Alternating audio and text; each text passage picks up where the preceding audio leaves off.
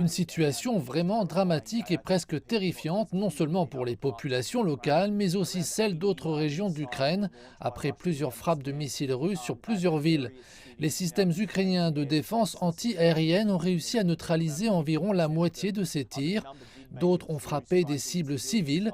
Ici à Kiev, une aire de jeu destinée aux enfants située dans un quartier universitaire a été prise pour cible alors que des gens étaient sortis pour faire leur exercice sportif matinal.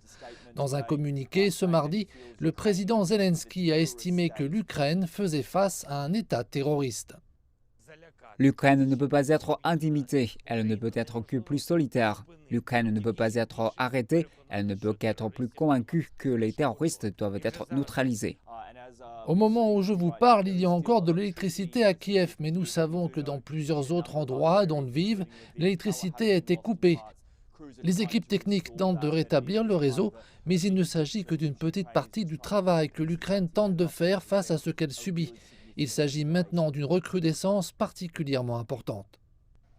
Par ailleurs, l'Ukraine a suspendu ses exportations d'électricité vers l'Union européenne à la suite des frappes de missiles russes sur les infrastructures énergétiques du pays lundi. Le ministère ukrainien de l'énergie a déclaré que les exportations devaient être interrompues afin de stabiliser le propre système énergétique national, alors que les tirs de missiles russes ont pris pour cible des générateurs thermiques et des sous-stations électriques. Certaines parties du pays sont privées d'électricité.